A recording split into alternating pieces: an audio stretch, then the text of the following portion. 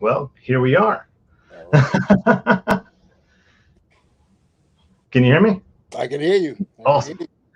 So here we are, another episode of Business and Comics, and I have Tony Kittrell here from Advent. Go ahead, take a moment, introduce yourself and your brand, and let everybody know who you are. Well, my name is Tony Kittrell. First of all, let me say thank you for having me on your show. I appreciate it. I watch you guys often. Um, a pleasure to be on your show, and welcome to the team. Thank you. And Advent Comics, we started back in 2009. We've been around for close to 13 years now, and we put out some pretty nice indie stuff. Hmm. Hopefully, you guys will check us out. And we have been in the market successfully now. Like I said, we do sales on last count was 52 countries, 6 continents, and that's without major support. That's a lot of hustling, but we plan on doing some even bigger things. But right now, we just want to say thank you, and those of you who don't know who we are, we hope that you give us a try and check out our books. 13 years, that's impressive. I'm just going to Let's say, do it. Let's do it. aside from the 52 countries, I mean, that right there is a big feat in itself for many publishers. But 13 years still going, you know, from one indie creator, and I talk to many almost every day. What motivated you to continue on 13 years? Because a lot of people Oh, reach, that first book. I think I read a statistic somewhere that most indie creators never even get to their third book. it 13 years, so give me a minute on that. it was definitely something that was contemplated. I'll be honest in that aspect. It's it's a it's a rough process, as you know, and I had a story that I really wanted to tell, so I stuck to my gun, so to speak, and by no means was that 13 years without a lot of turbulence, some Mhm. ups, some downs, more downs than ups. Let's be honest about it. I'm still to this day learning how to navigate and do things the right way, the correct way. So um, it's been a blessing. I can't deny it. We've had some incredible support and fans who stuck behind us, and that actually is what keeps me going. That actually is what keeps me going. That's awesome. You know, what advice could you give someone who's maybe a year or two in, being that you've come from, say, like 13 years ago, we didn't have Instagram, No, the digital age really hadn't come about yet. So I think that you can give some insight and some really good some driving words home to people that are really starting off and kind of struggling in that first few years. So what kind of words of advice could you give someone in that time period? hey, William, I see you. Thank you for tuning in. Appreciate you. Um, I'm going to be honest. I am a internet novice. So I basically just started on other platforms like Instagram, Indiegogo, Kickstarter. Within the last 3 to 4 years, I basically just started to develop on a social media and the internet brand. So I'm slow to the forefront on that. But with a year or two on, persistence. Mhm. In my opinion, being persistent, willing to stick with it, and to forge ahead. Because, as you know, the indie comic path is it's rough. It's rough. I'm not going to lie. I'm not going to sugarcoat it. If you don't have the fortitude to stick with it, it'll eat you alive. It'll eat you alive. Um, don't expect to be a millionaire in this industry overnight, because unless you're one of the big guns like the Jim Lees or the Rob Lightfields, it doesn't happen. But it could happen. You never know. It could happen, but you have to be persistent and stick with it to find out.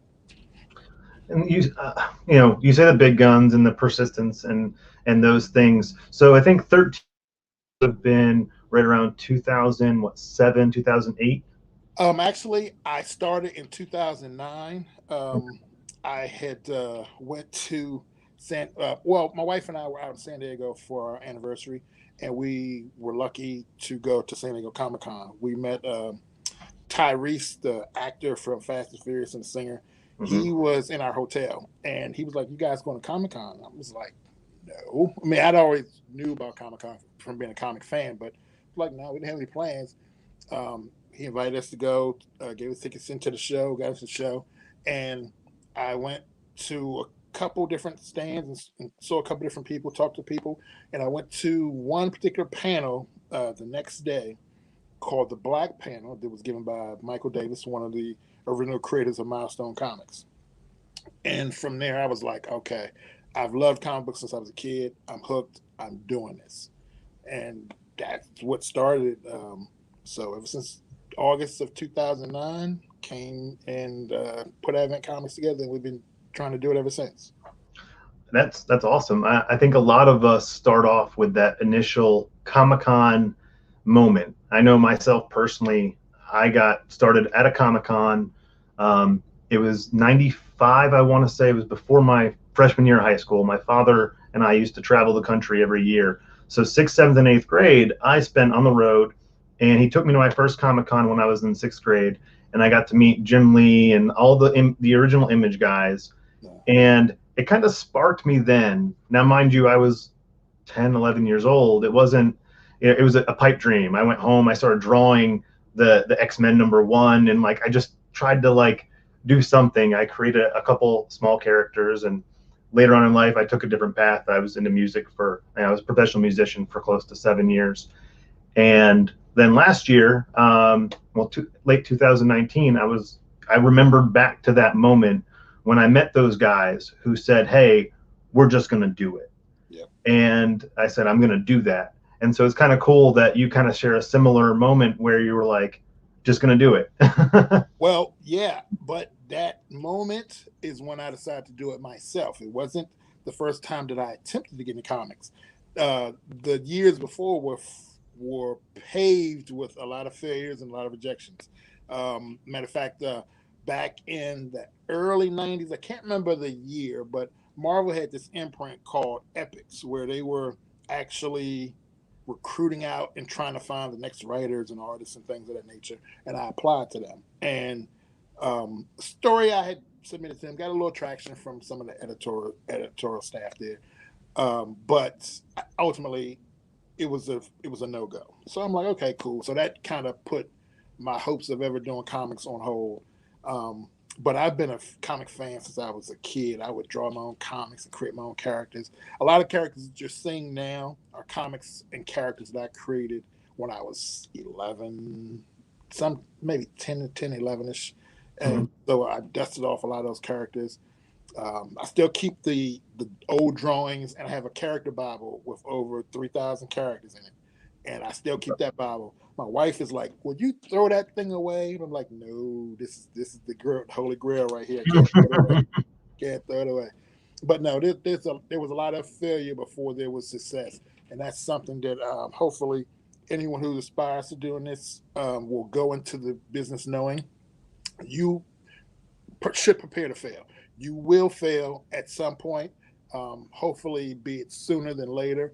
But failure is actually is on the road to success, because if you don't fail, you'll never know what success is. So you have And I to think you appreciate your success a little bit more when you do fail. Yes, you do. Yes, you do. And you realize, okay, I did A, B, and C wrong. So next time I'll do A, B, C right, and I'll also add D and E to the mix. Or, basically it helps you fine tune what works and what doesn't work. So just go in knowing that yes, you will fail at some point. Hey Rick, how you doing, brother? I had a joke with my wife last week. We were talking about just a lot of the ventures I've done and things I've taken on in my life. And, I realized every single time I try something new, I fall flat on my face. I fail immediately. Well, And that's not true. You were in two successful bands, though. correct. And I think I said this on my Instagram last week. I was talking to one of my friends about this. The first time I tried out, actually, the first band that I got into, and we wound up getting a deal with Universal that we turned down. It actually wound up breaking us up. But my first audition, I picked a guitar, and I didn't know how to play. I'd taken some lessons. I had no clue what I was doing. I hit every power chord I possibly could, just played really fast. Maybe I knew what I was doing, and they wound up taking me into the band. And my first practice, the guitarist looked at me and said, "You have no clue what you're doing." And I said, I was like, but I had the motivation and I had the drive to learn. So if you can teach me, I am a completely teachable person. And we wound up spending, I think, 6 years together. He's still one of my best friends, and we joke around about it all the time about how terrible I was. And then I wound up leaving that band, getting signed on to a subsidiary of Sony and doing very well. But I remember that moment when I watched him play and I said, that's what I need to do. And it kind of went into, I did bodybuilding for a little bit. I did my first show and I looked at everybody and I was like, that's what I need to look like. Okay. I didn't even know what I was doing. And in comics, I did the same thing. I started drawing, like I said, 2019. I really got into the idea of making a comic book. And I remember I followed Concrete Comics. Yep. And, you know, their cover art for just all their art in general, just phenomenal. And I said, that's what my stuff needs to look like, and I need to work really hard to get close to that. Yep.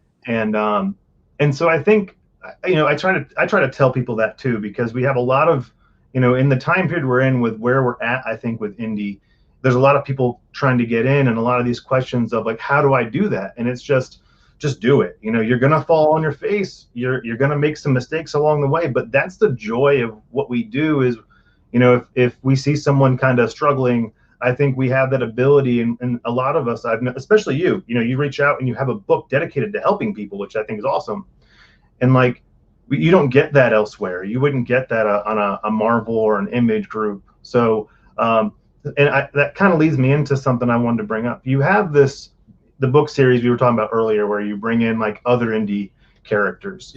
What was the driving force behind that idea? That was when I mentioned the Marvel story. That started out as the Marvel story. Like I said, it got a little traction with them. They liked where I was going. Ultimately, well, in a nutshell, it was a story because I love Marvel's classic 70s cosmic stuff. Basically, I created a story using their cosmic characters. Warlock was the key, and it revolved around that. They decided, oh, nice story, but we're taking it a different way. They ended up killing Warlock. My story went nowhere. So when I decided in 2009 to start Advent, I'm like, well, Marvel liked this particular story. I'll tell it.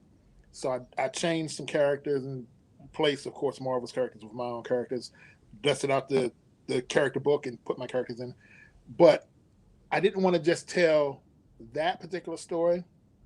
I tweaked it a little bit and made it so that it was, hey, Chippe, I want to make sure that it was something that no one else was doing at the time. Well, there was a similar book called War of the Independence, which a friend of mine, Dave Ryan, is doing. Dave and the guys at Red Anvil, awesome indie creators. He's doing a book. But I want to do it where the indie characters and comics that I thought were great, I wanted to feature them because no one else was featuring the littler indie guys. And it blossomed from there to where Cosmos is up to like 80 individual indie creators and publishers. And it's not just little guys now. We have some fairly big people working with us. As people saw at the end of one of the recent stories, Dark Horse, Michael Byrne, and Steve Rude's Nexus joins the cast. So we're doing some things. And like I said, indie comics are great. I love the energy, the passion, and the drive that most indie creators have. And I just want to showcase a lot of the characters and a lot of companies that I think are doing good work. So that was the emphasis on me doing that particular title. That's awesome. You said earlier you're in 52 countries, right? Yeah, we have sales in 52 countries currently, and I'm always got things going behind the scenes. So I'm working on some other stuff right now. Hopefully, we can make that more countries. We'll put it that way. We're working on some things, and it requires me to bend on some of the things that I always said I would never do. So you're hearing that here first. I'm not going to elaborate fully yet. I may in a few weeks, but yeah, you can't be rigid in this particular industry because everything changes. Yeah. Comics changes. It's fluid industry. And there were certain things I said, oh, I'm never going to do this. I'm never going to do that. But to advance the brand and advance things that I want to do, I have to do certain things I said I never do. And it's not a bad thing. It's not a bad thing. It's a good thing, but I just can't talk about it yet. But yeah, there's some things coming down the pike. And speaking of brand, 52 countries. First off, do you have a distribution company you work with? Yeah, I have several that I'm with. I am right. Well, first of all, let me put it this way. For me personally, this is what works for me personally. It may not work for all other creators. You have to figure out what works for you and what doesn't work for you in your brand. I distribute through a lot of different sources. So I have books through Ingram and TGN. I have books through concrete brick and mortar stores like Barnes and Noble. You can find my book on Amazon, on Comixology. I'm on Kindle. I'm on other platforms like Indie Planet, Drive Through Comics, you name it. And I'm working on a few other places where I want the book to go now, books to go now. So there's never any wrong way to do things, and there's never one way that's totally right. It's what works for you as the creator. My goal personally is to get Advent Comics into the hands of everyone who reads comic books, no matter where you are, whether you're on Kickstarter, Indiegogo, whether you're on individual boutiques, online boutiques, it doesn't matter. I'm coming to bring in Advent Comics to you. So that's always been my goal, is to get my books into everyone's hands that I possibly can. So you started, you said 2009. Yes. And that was really the peak of when Facebook and social media kind of took off. And you say, so you're right now you're still kind of navigating the platforms, which I think a lot of us really are, in terms of trying to get our brands out there. So how did you go in 2009 to now 2021, building that brand from Advent Comics? Right after this Comic-Con, your issue, what you went through with Marvel, you sit down, you make this idea of Advent. What was the steps to get your brand from there to like now? In a quick one. You don't have to.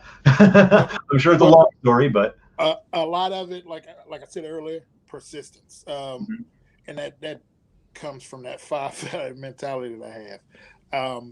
Some people saw it as cockiness, but I saw it as, I know what I want to do.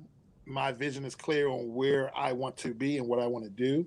So this is what I'm going to do to get there.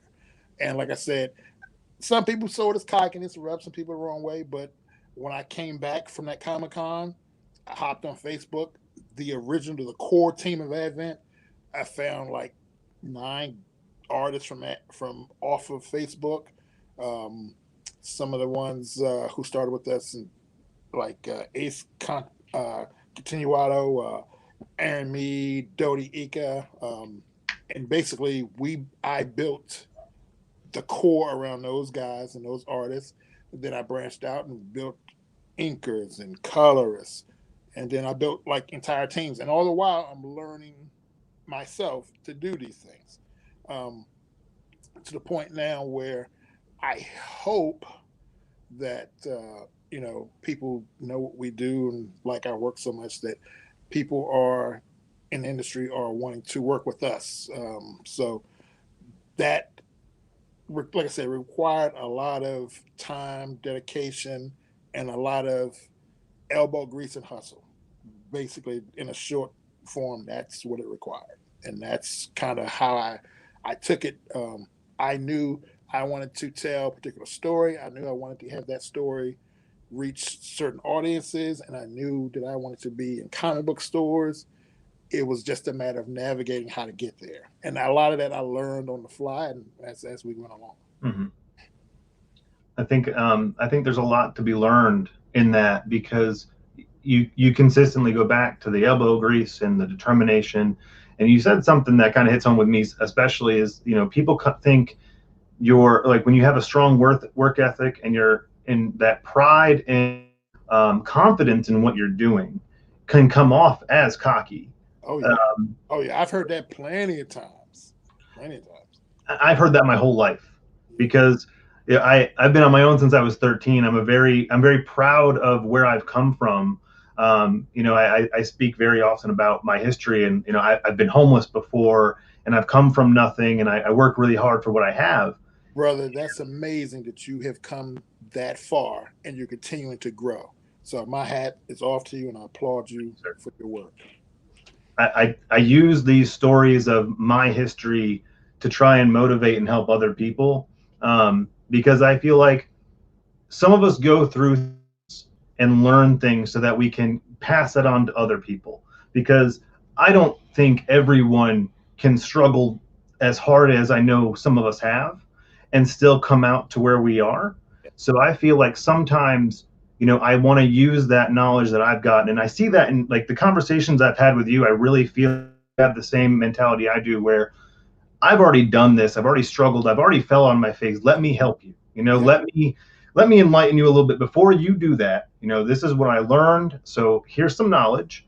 Take this, what you will. You're your own independent creator, but hopefully what I've learned I can pass on to other people. That's why I do a lot of these different shows. And like you, I work 2 full-time jobs myself, and then every minute goes into building something where I have a lot going on in the background that I'm going to be revealing this week with a few people I work with. Awesome. And I too am trying to create something for the creators, because I'm a firm believer that although I'd love to say I can do this myself, I know we are stronger together. Exactly. And while people congratulate us, oh, you guys, you're doing a good job, I say here publicly, I say it often, if you know anything about me, my team around me, I call them the Untouchables, because they are awesome. I'm so privileged and honored to have these people on a team with me, helping me create and helping me to build my vision out for everyone. I wouldn't trade it for the world. And no one, I don't care who they are, no one can say in this industry they can do it all themselves, because that is not the indie comics way. It's about community, it's about team. And it took me a while to learn that, because a lot of times, I had to learn through some down times and some controversies and things that I did wrong personally, that we're stronger together. We're definitely stronger together. And basically now that is the mindset I try to go forward and teach everyone, anyone who's willing to listen. That's what I'm sharing. We all have to do it together. We're in it together. The struggle continues, and it gets easier if you lighten the load. So that's where I'm at.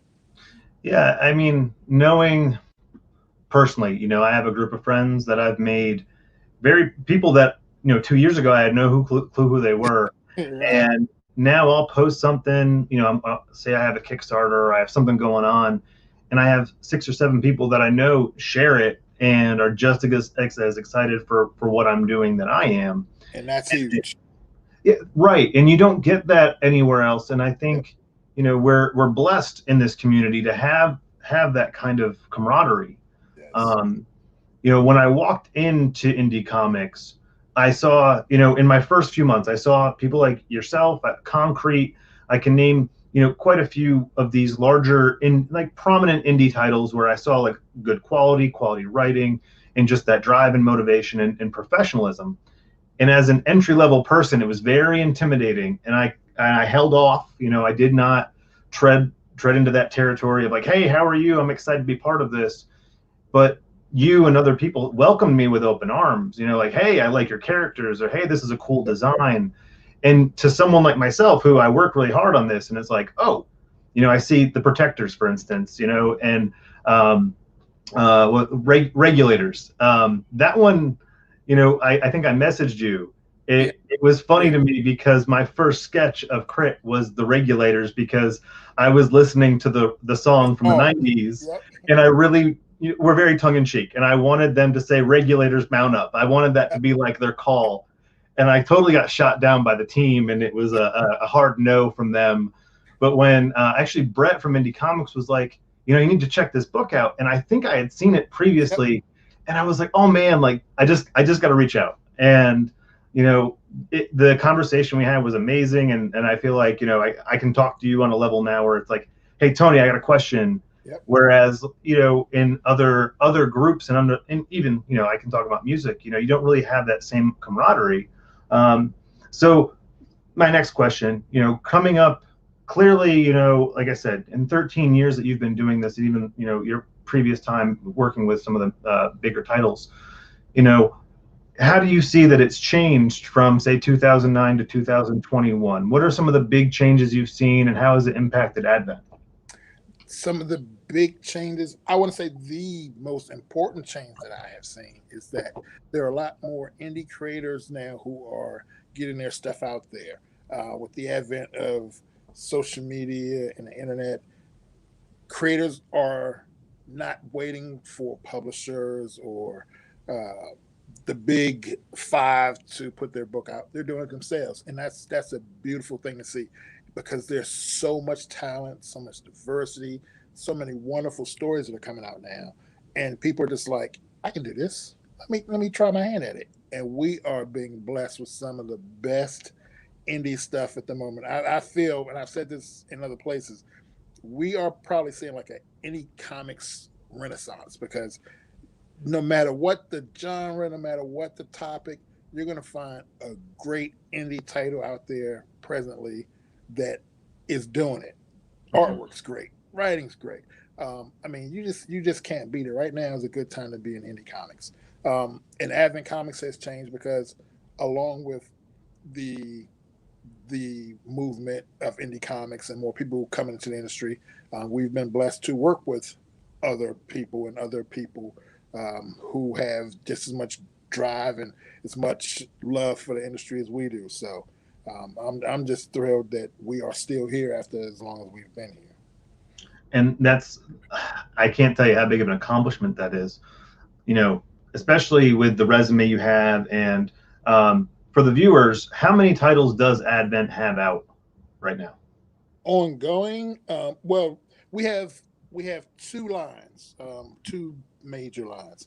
There's the Advent Universe, which are the titles that I have created and brought to Advent Comics.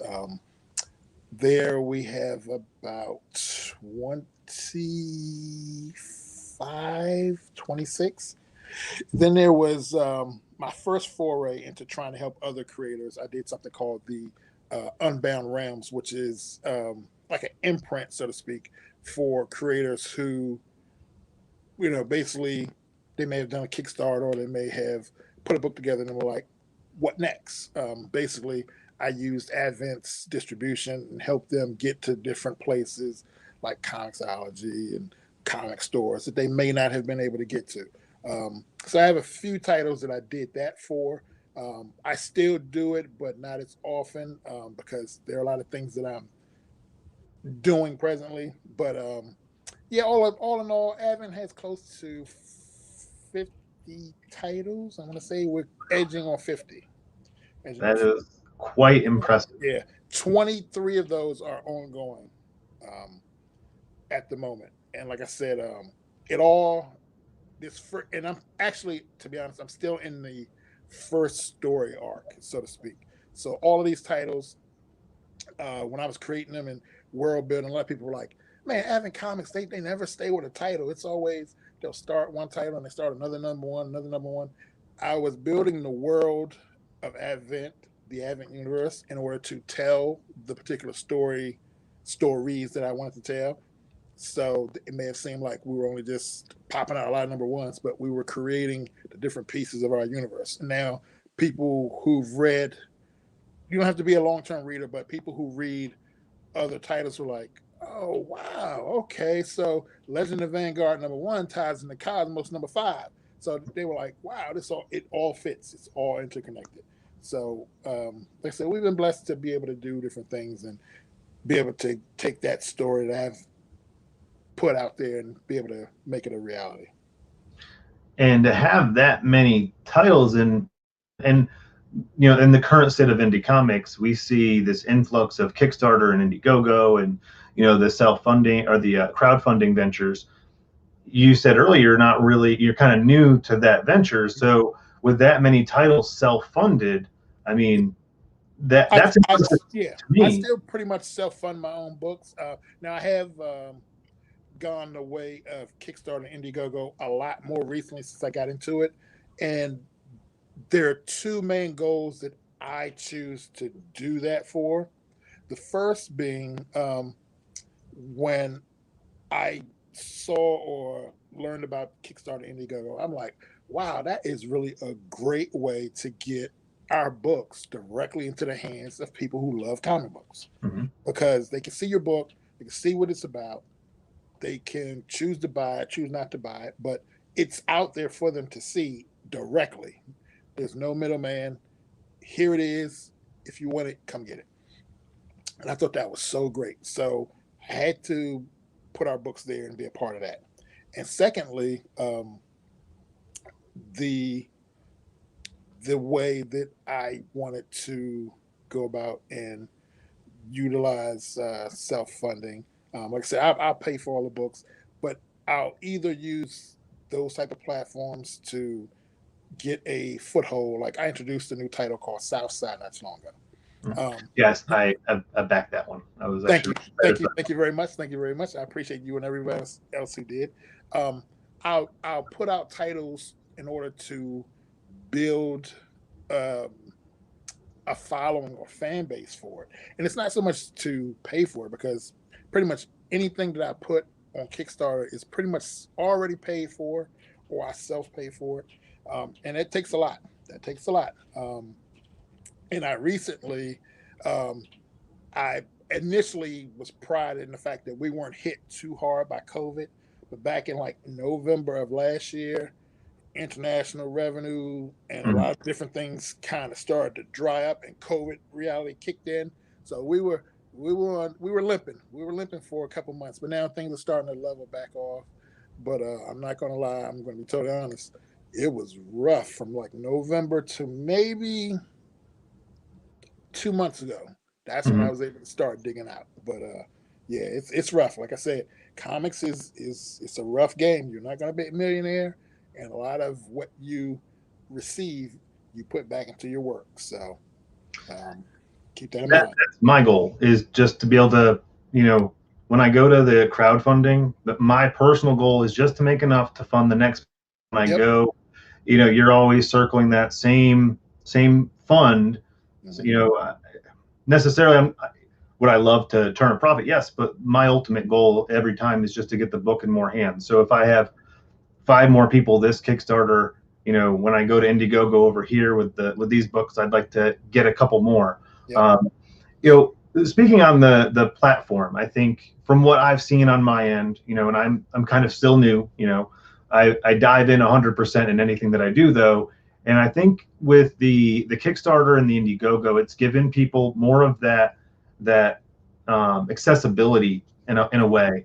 And you said earlier the Renaissance, and it was funny because when COVID hit, I looked at my wife and I said, if you look through history, when we've had these shutdowns and people stuck inside, we hit these Renaissance periods. Boom. Yep. Right, these creative people who were normally working a 9 to 5 and are stuck at home are now, to stay sane, and you look at a lot of us, and myself included, and if I didn't have that outlet, it would have been very depressing and very hard to get through. Yeah. And so we see this boom of creativity, and it's awesome for me, especially because I love just seeing all the different creative minds come out, and I love the success that we've seen with Kickstarter. And I think that, like you hit it on the head, it's a Renaissance period for us. And these outlets that we do have, like Kickstarter and Indiegogo, while one might argue they're a little bit saturated with content, but at the same time, I do feel the readers, not necessarily creators. I think creators, yes, we see it and we're like, oh man, there's a ton on there. But for a reader, we have to remember they're used to 52 titles from DC alone. Yep. So to a reader, it's like it's a shopping mall. Exactly. Kickstarter and Indiegogo. Well, I've had basic success with Indiegogo, but Kickstarter is where I've had primary success. It's Mhm. like a comic book shop, an online comic book shop, probably the online comic book shop. You can get anything you choose on that form, and Yeah, it's I an mean, awesome place to be. you can get the Berserk book, and the Power Ranger Yeah, book, yeah, yeah. You and never. we can. I do discuss this kind of often with my friends. We kind of debate whether or not titles like that needed a crowd fund. But I also, one of my jobs is I do work in distribution, and I know the importance of the crowdfunding and being able to have that direct customer connection, because it's almost like a pre-order at that point. Exactly. It's a pre-order for them, and to be honest, everyone was talking about it. It was a marketing boom, a Mhm. bonanza for them, and it got people who probably weren't in the comics because Keanu was involved in the comics, and vice versa, got them to comic book shops. So I can see on the one hand where um, that was a blessing, and I can see where some creators are like, these guys don't need the system, but um, I can't be two faced because I am blessed to have heavy hitters on some of my books who work for the big two, and they may say you don't need to be on Kickstarter or Indiegogo. And like I said, a lot of it for me personally is a marketing aspect because, to be honest, with even though we've had combining Kickstarter and Indiegogo, I think we've had 25 campaigns. Only 5 have not been a success. But even with that success, I still haven't I haven't ever done a stretch goal ever.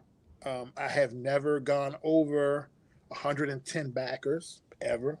Um, so there's still things that I personally want goals where I want to reach and get to, but I still love those forums because, like I said, to me, my goal is to reach comic book readers, and that's just the perfect outlet for me to do it. And every time I try to do it, I try to do something to give the readers or the people who are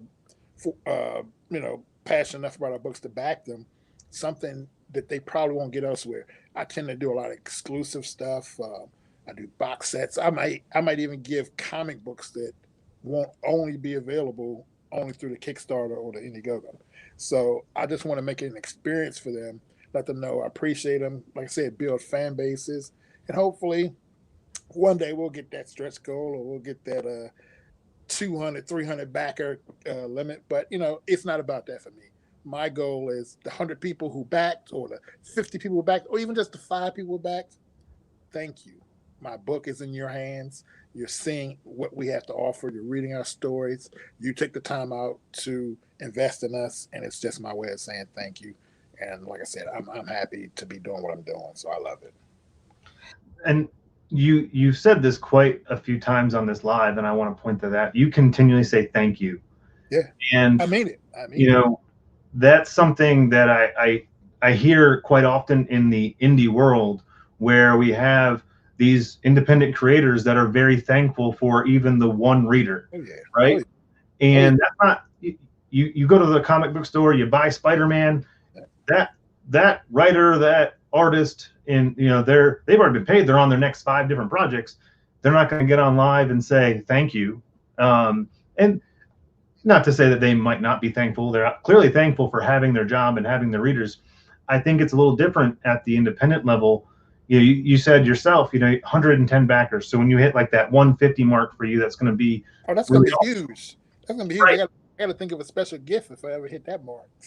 Yeah, and like my personal goal is 100. Like I hit 55 on one campaign, 65 on, like, so it's baby steps. Yep, And that's it. I talk to creators sometimes, and I hear, oh, I'm not like I actually had a conversation with another creator yesterday who's on Indiegogo currently.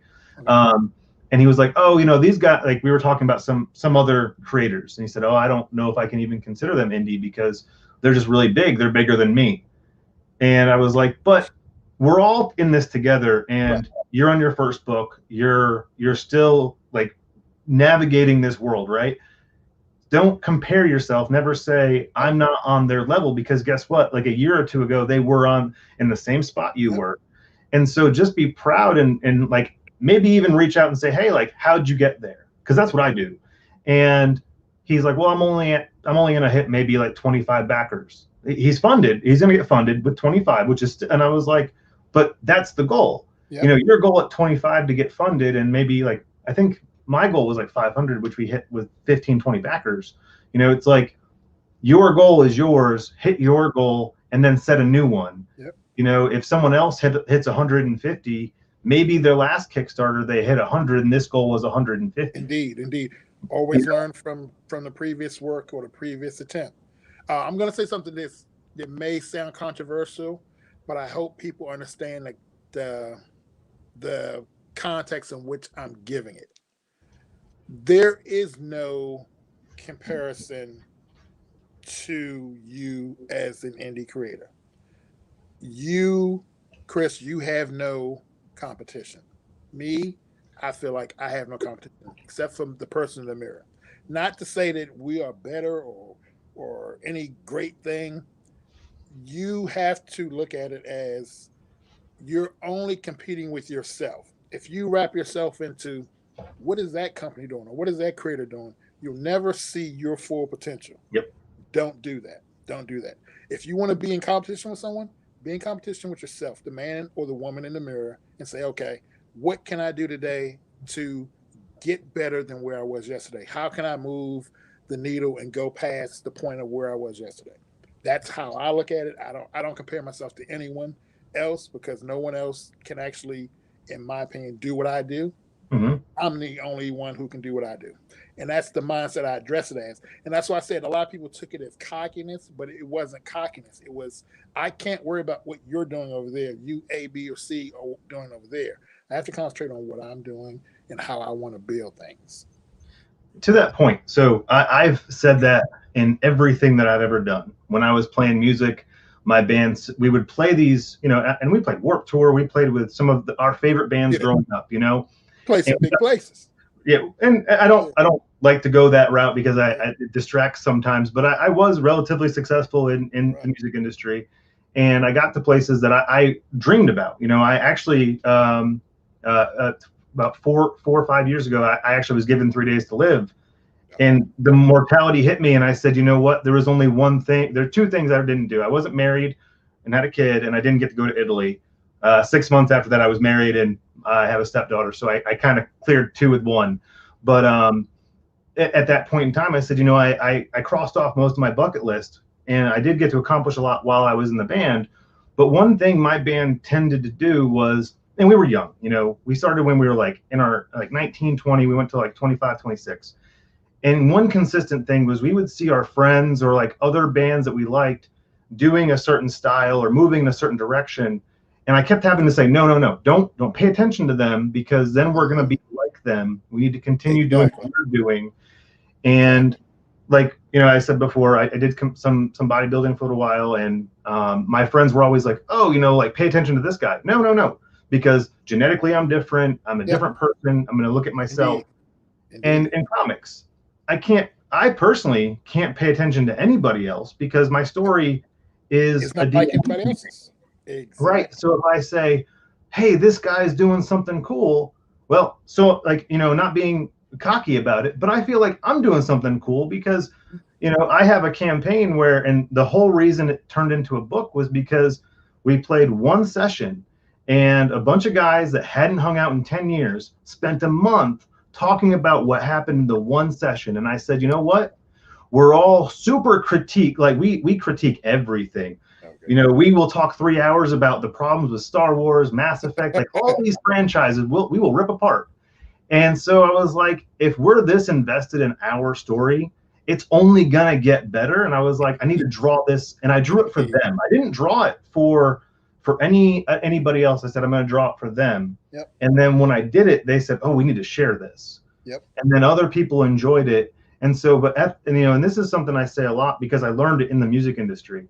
You don't create for other people. You always create for yourself. Yes. If the minute that you start creating for other people, you know, ingenuous. Yeah. Right. You lose that brand, Yep. you know, and I see some people going down that route of, oh, I need my character to do this so people will like him. No, no, no, no. You need your character to do what you like. Yep. And then other people will like it. Yep. It's proven.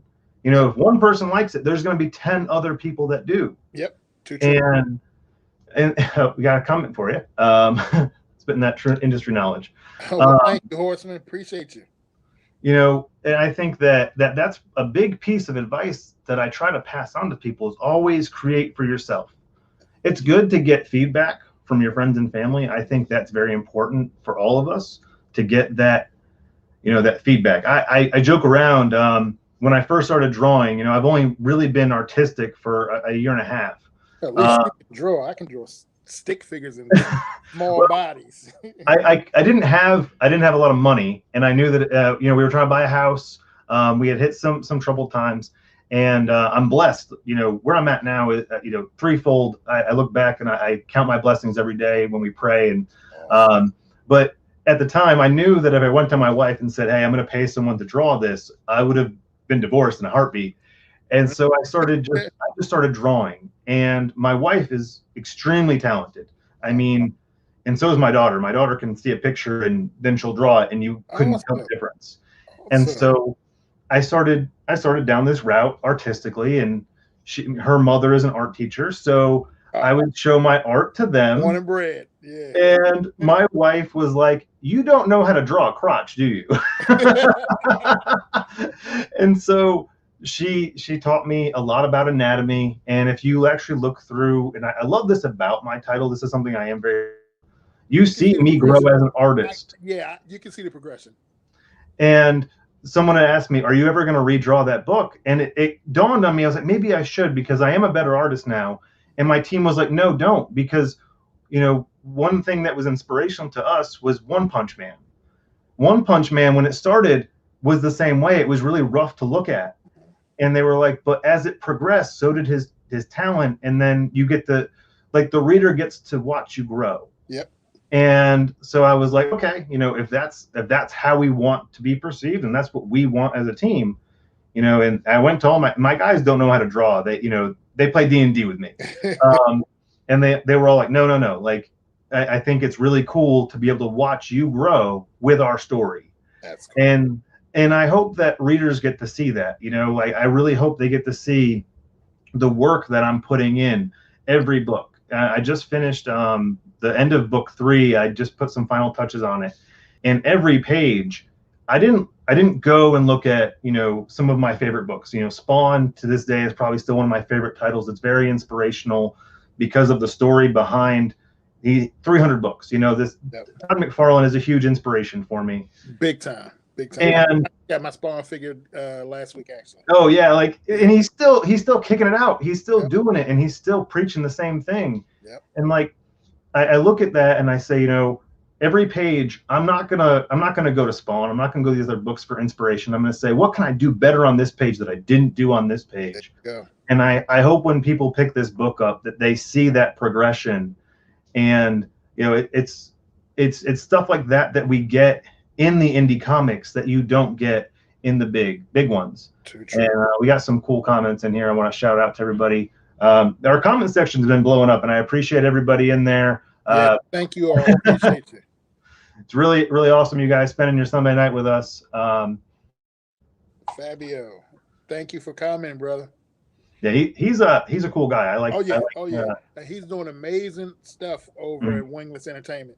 And by the way, if you guys don't know, not only do I run a comic book company, I'm a huge fan. So I can list like 20 companies and creators off the top of my head that are doing amazing things.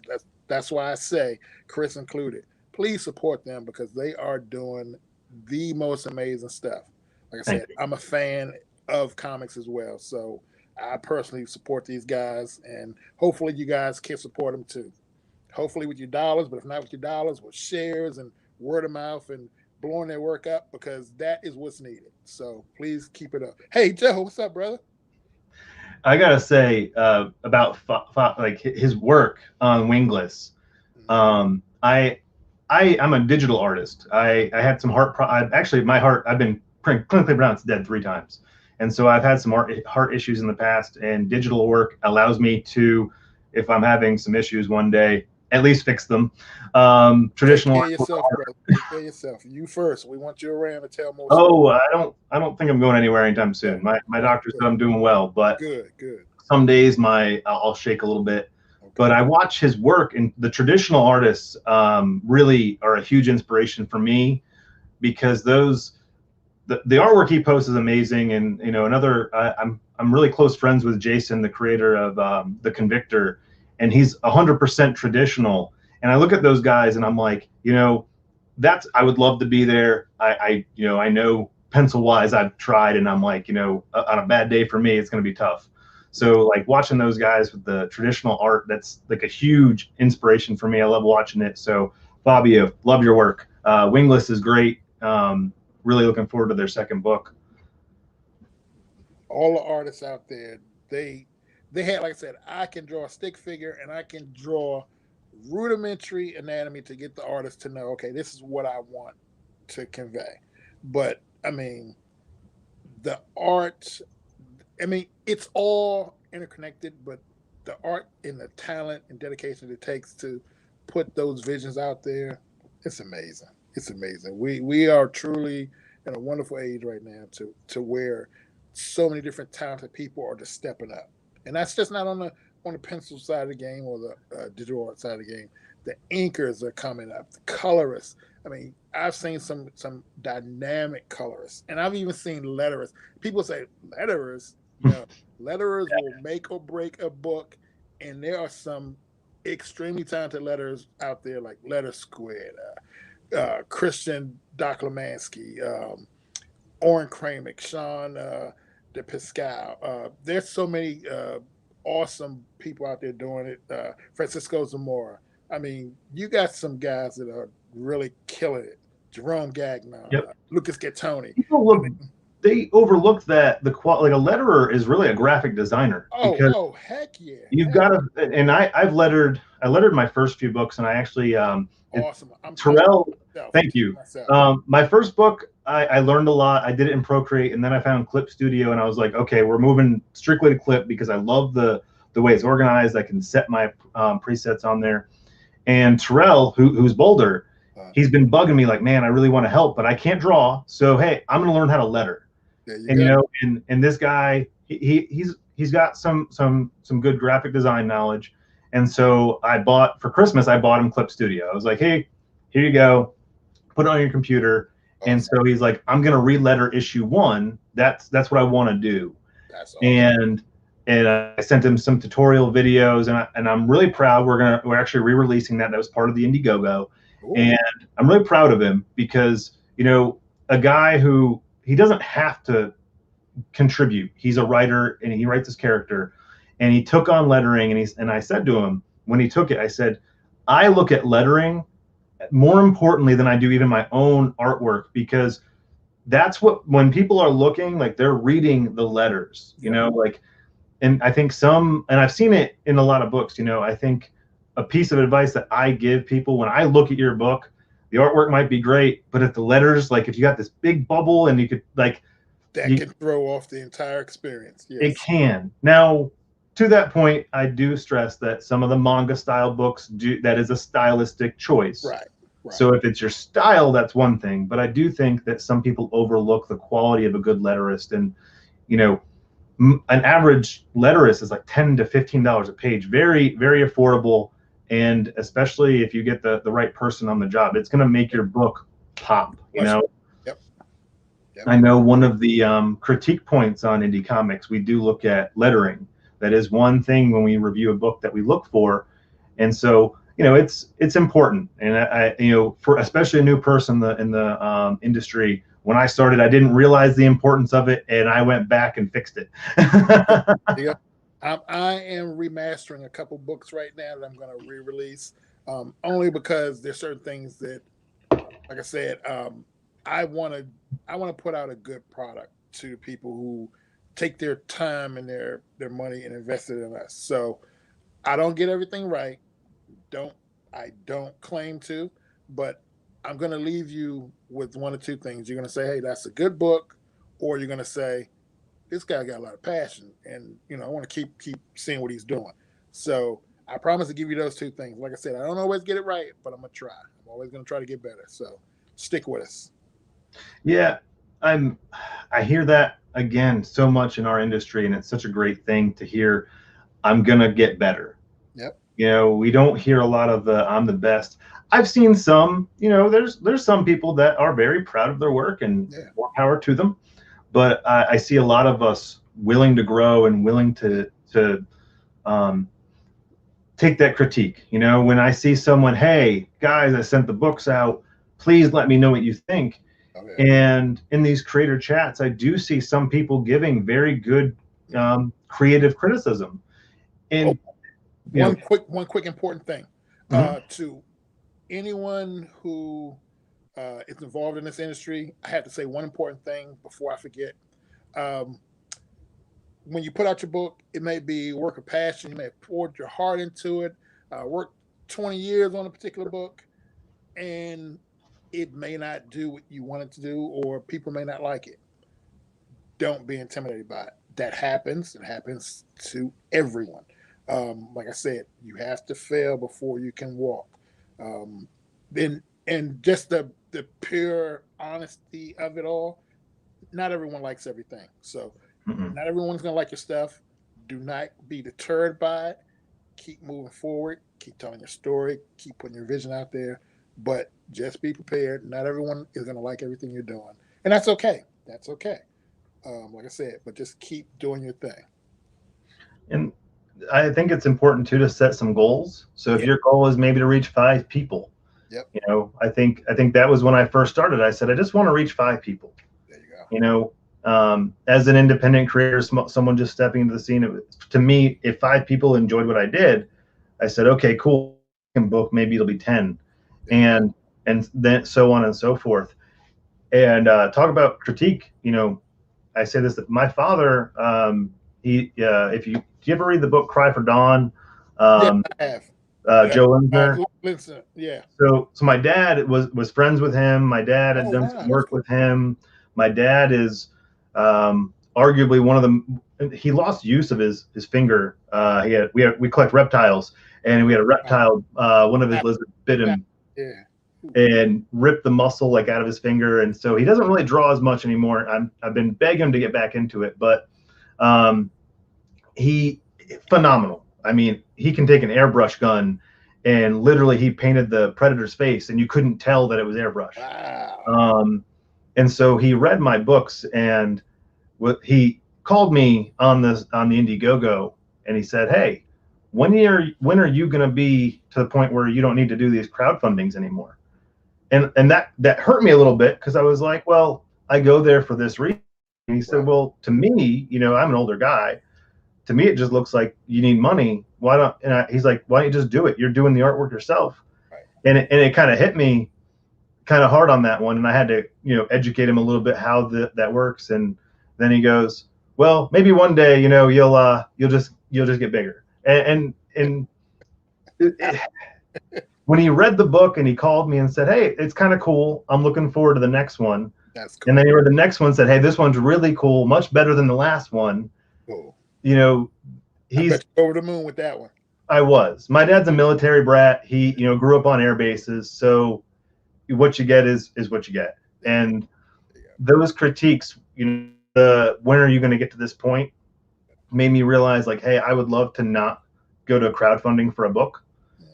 Hopefully my 5th or 6th book I just put out, kind of a personal goal, and not just put out, but I'd like to put it out and have some success on the book. It's one thing to just finish a book and throw it on a website. It's another to actually have people and move it. Right. Exactly. Right.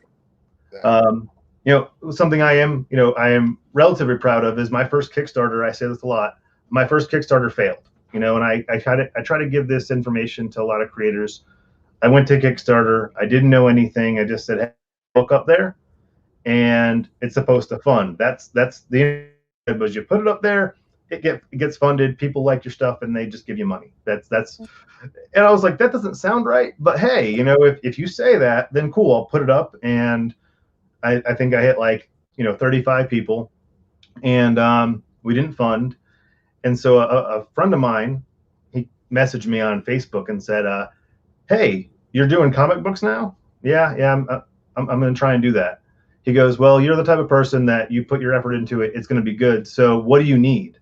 There you go. And he's independently wealthy. He literally messaged me from his own private jet, and he was like, "Whatever you need, just tell me. I'll send it to you." And he just sends me it on Facebook. I'd never Facebook. And so I went back to those 35 people that actually backed the book on Kickstarter, and I messaged them individually and said, "You're going to get the book. Somebody funded it. This isn't, this is free money from me. So in return for you showing the interest, even though you didn't pay for it, I'm going to send you a book." And my first issue actually sold 130 copies off of my website. And like, I'm very proud of that. I think that's a story to tell people, is like, we failed, in on the Kickstarter, it failed. I was still able to fulfill and got all of that back with those 100 and so copies of people just saying, "Hey, I want to check out what you're doing." There you go. Our friends and family can go a long way. And again, that word of mouth readership. Yeah. I think if you have that many books, and you only have, you said about 20, is it 23 are ongoing. So that means to me, as just listening, you've had quite a bit of success independently without crowdfunding. Yeah. I mean, yeah. Like I said, we just got into the crowdfunding thing maybe about a good 4 or 5 years ago, tops. And like I said, that takes me back to one of the first points I said. Never put all your eggs in one basket. I have been blessed to be able to afford to be able to complete books on my own, but I choose crowdfunding as a way to get my books to readers. It's not about money with me on crowdfunding. It would be nice, and I'm not going to say it won't be nice, because what I've even instituted doing is every successful crowdfunder for like the last 3 or 4 that we've done, if we make the goal, the creative team gets bonuses. So I'm going to do that on every crowdfunding going forward. That's awesome.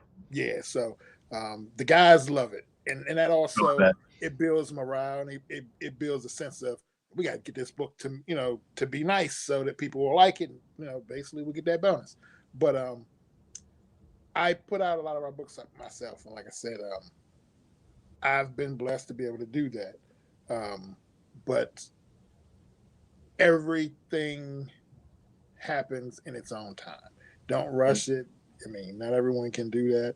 If it takes you 5 years to put your book together and you're paying for it, oh well, do it that way.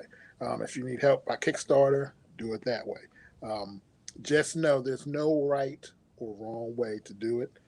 The right thing is that if you have something you want to put out there, you're putting it out there for the people and yourself to enjoy. So please just do what's best for you. Like I said, everyone's different. Everything's different. Do what's best for you, and look forward to reading some good stuff from everyone out there. Yeah, and with my Kickstarters and like the Indiegogo, we went and we did really well with our second Kickstarter. We triple funded, almost hit 4 times the funding amount. Awesome. And I started looking at the funds that were coming in, where they were going, and I was kind of doing some books like my P&L reports, and I said, hey, I have enough here to actually pay for my colorist, on my next book. Because realistically, the only thing I pay for, I do a lot of the flats. I pay another colorist to come in, because I'm very honest, I'm not perfect at this. And I saw someone with some really talented coloring, and I said, hey, if I do flats, can you go in and make my flats look good? And he said, yeah. Cristiano Cruz. And so we went to book 3, and we actually made enough that I handed the colors to him, and I said, we have enough. I would love for you to do 100%. That way I can focus 100% of my effort on the lines, and we can have a great book. That's growth. And proud. Thank you. I was very proud. I was so happy that I went to all of my issue 2 backers and I said, hey, you're going to get issue 3 for free. And well, cost of shipping, if you can just pay a couple bucks for the shipping, I have enough to fund it. So I'm going to give everybody like a free coupon to go to my website. You'll pay the shipping on it. And then a friend of ours, a close friend, creator, Nathan and Jack from Slate Comics. They got a my very rough issue 0 that I made, and said, we want to remake that for you. And so I went to Indiegogo to really raise funds for them because they were going to do it for free. I had already paid my colorist for issue 3. I said, guys, I don't have any money to give to you, but I'd love to, if we're essentially putting out 2 new books, let's go to Indiegogo and let's try that. And I was blessed. Those guys, again, in this industry, you don't find a lot of people that are going to say, hey, I'm going to do an 18-page book for free if you're a nice guy. And we were able to get them some funding, which is going to help them create books, and again, I feel like these platforms we have are a blessing in disguise, because we get these people who just want to see us succeed, and they get into your story, and you said it, you're if you don't have the best book the first time, and I'm a backer of books as well. Like you, I like to collect and I like to read everybody's stuff, and I love to see the progression and the growth. I thank people like you who have given me that feedback and given me that motivation to keep going. Because hearing from you the resume that you have, and I know from 2009 to 2021, it wasn't like it wasn't the smoothest ride, And so that's awesome. From myself to you, thank you for everything that you've done for the community with, bringing in other indie creators. That's something that I don't think any of us can take for granted. I want to thank the indie community for embracing me and opening its doors to me. That to me is huge, and that there secured my loyalty. So whenever I have an opportunity, a word, an extra dollar, or whatever to devote to the indie community, I'm doing it. So also, I just want to take big thing. I want to take a time out. Due to my alter ego and some other things and the COVID to hit, I got really late on like 3 campaigns, and I'm finally sending the last of those campaigns out for our Regulators 2, Southside 2, and for Cosmos 5. I'm going to give everybody something free because I apologize. It shouldn't have taken as long as it's taken me. But, life hit and happened, and it kind of caused some things. But just my way of saying thank you for your support and your patience. Everyone who backed those campaigns, I wanted to have them fulfilled a long time ago. They weren't. So everybody's going to get something for free from me. So just putting that out there. That's awesome. And I mean, we all hit, something. There's always a brick in the road somewhere. Yeah. But that gnaws at me though. That gnaws me. My first Kickstarter that I wasn't able to complete due to outside forces still gnaws at me to this day, and it's been 8 years. 8 wow. years. So just things like that. I don't personally, with myself, I'm not pleased with that, and I try to make things better. So with that said, everyone who has supported those 3 campaigns, you're getting something for free. So, well, I want to appreciate that because I'm a backer, but I also understand the process, and I think we're in a unique situation with COVID. A lot of things come up that we can't control. Every industry's experienced it. I don't think anybody is really immune to the situation we're in. So I think, from what I've gathered with my creative teams, and I've seen people late on a few things, everyone's pretty much, as long as you're updating people and you're letting them know, they're just about 90% of the population is understanding. It's like stuff happens, but that's awesome. You're gonna kick back to all those people and give them something. You got a comment from Dakota in here, and we've got a few minutes left. I've been trying to keep the shows to about hour and 15 minutes. I think, especially on a Sunday night. I'm with you, bro. I worked at the fire station. I worked a 36-hour shift. Oh, wow. I was cool. I was hyped to do this tonight. So I'm with however long you want to go. If anyone is even interested, remotely interested in what I'm saying, what we're talking about, I thank you all for tuning in.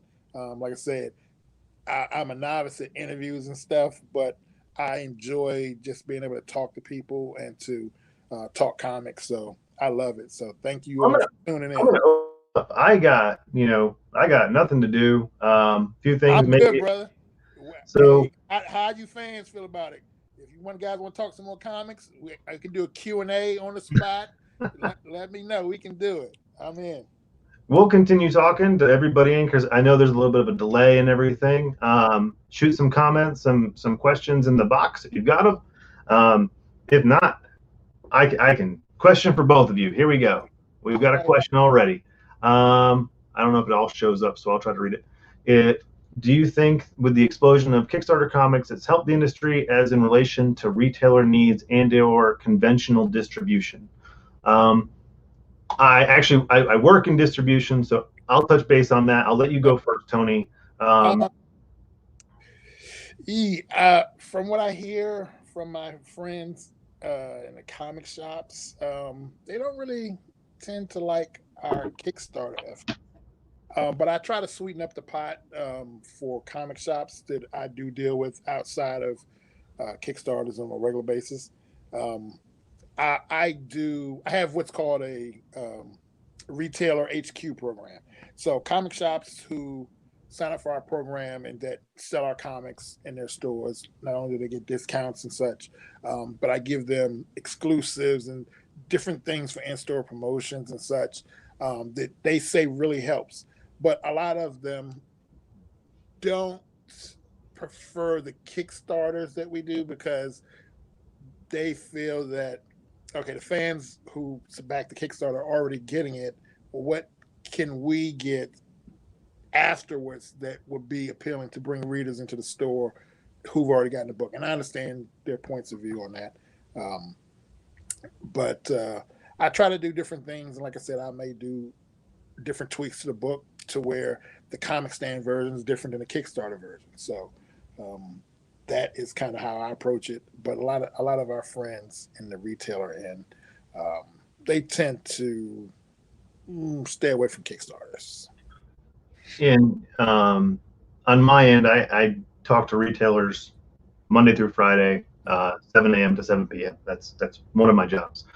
And I've actually been asking a lot of these questions lately because my distribution company just recently took on a very large Kickstarter card game known as MetaZoo, which has kind of blown up on the Kickstarter side.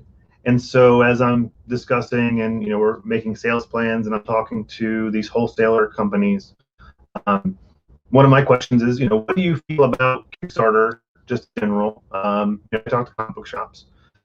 And similar to what you said, for one, a lot of the creators that do go to Kickstarter also don't understand the retail model, don't understand what wholesale pricing is. I think that's a very important thing because your reader on Kickstarter, your buyer, is not your store retailer. Yes. A retailer needs to purchase at about 50% of what they can sell. Profit off of what you're offering. Yes. So I think that when we're talking about conventional distribution and retailer stuff, everybody that wants to break into that category needs to do some research on those customers. They're completely different customers. They purchase at a lower rate. As far as cost, they want to purchase at like $2.50, not $5 or $6. Look at the price of your book. You're asking, and I'm speaking broad. We ask at any level anywhere from $5 to $10, sometimes upwards of $15 for a physical 30-page book. Whereas Marvel, Image, DC, like even Boom Studios, you're looking at $3 to $4 MSRP. Yep. So we don't really get the the retailers at the Kickstarter level, Right. because, like you said, Price point is too high. First of all, price point's too high. They're not going to make money. Two, you're already selling directly to the consumer. You've already you cut out the middleman, for instance, and the middleman is the comic shop or the distribution network. Mm-hmm. So you have to make it something to where they are attracted to it.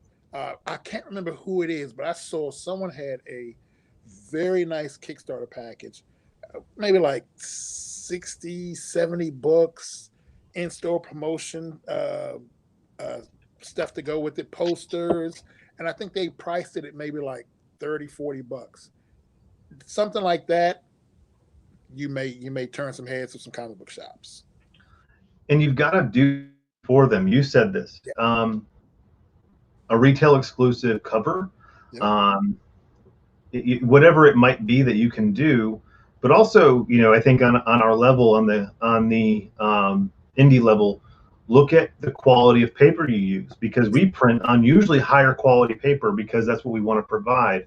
But if you do go to a newsprint, you're going to be able to provide a lower cost product to the retailer, and you're still going to match the same quality of the books that are in there. You're still going to be giving a good quality product, but you're going to be able to sell it at a lower price point and help the retailer out. In a fear that I lost him from. Hopefully you'll come back, Tony. But I'll touch base on the retailer side for a moment. So with retailers, you need to think about this as well. If they purchase, say, 20 books from you, what are you going to do to help them sell those? Because a lot of retailers look at it like, well, I'm going to purchase 20 copies from you for, say, $3 a book. Now I have $60 invested. Are you expecting them to sell them, or are you going to help? So there is some questions there. Oh, he's back. Cool. My apologies. No worries. I was just saying that a lot of retailers are hesitant to the Kickstarter community only because they're afraid of the fact that they buy, say, 20 copies from you, and then they're stuck with $60 worth of merchandise that doesn't move because you've sold it already. So you're not trying to push the product. So think about those things when you're going to a retailer. Think about those relationships, because that's what those are. If you help push those products and you give them a good price point and you're showing them that you're going to work just as hard, you're going to create a good relationship. And I think one of my biggest pieces of advice moving into a retail level, find one retailer, work really hard, create a relationship, and use them on your resume and say, hey, that work. Yep. If you and I have a good relationship, I'm going to go to a couple other stores. Can I use you as a reference? These aren't competitors. These are in other cities. So can I use you as a reference? Of course. They're gonna say yes most of the time. Yep. I'm gonna put Fabio has a question on here. So platforms, what to choose, Kickstarter or Indiegogo, and why? Yeesh. Like I said, I've had the most luck with Kickstarter because that's the one I went to first. I didn't even know until recently that there was comic book readers on Indiegogo. And I've had some success. I think Cosmos, like yourself, we tripled. I had issue 1, 2, and 3 on there. And by 3, I had more than tripled the funding amount. And readers wise, maybe about 50, 60 backers, maybe. But I've just had the most success on Kickstarter. Not that I won't do Indiegogo again, which I will, because I made a promise to some of the backers and supporters who say I don't do Indiegogo enough. So I'm going to do some stuff over there, and I promise, like I said, I want to get our comic books in the hands of everyone who reads comics. And if the people on Indiegogo say, hey, we want your stuff over here, you're going to get it over there. It's just I haven't done my homework fully, and I haven't learned how to navigate Indiegogo as well. So I'm still investigating how to do that. But I'm like I said, I'm not opposed to either one. I've done both. and I think that they're both good in their own unique way. I liked on Indiegogo that you could create personalized tiers that were secret, and I could send those to a few people. So, say I have my backers of issue 2 on Kickstarter that I want to give them a little bit of a benefit on issue 3. I could have done that. I did feel that add-ons were a little bit easier than Kickstarter. Kickstarter just rolled them out. So there are some good things about Indiegogo. I will say Kickstarter is a much more user-friendly interface. That being said, Kickstarter also has a wider user base. So I recently talked to somebody that does marketing and has done both platforms, and he said, expect 20 to 30% of what you would get on a Kickstarter when you go to Indiegogo. Gotcha. Yeah, that's been about right. Yeah. Okay. Yeah. And with Indiegogo, you do generally do better when you have collections versus single issue.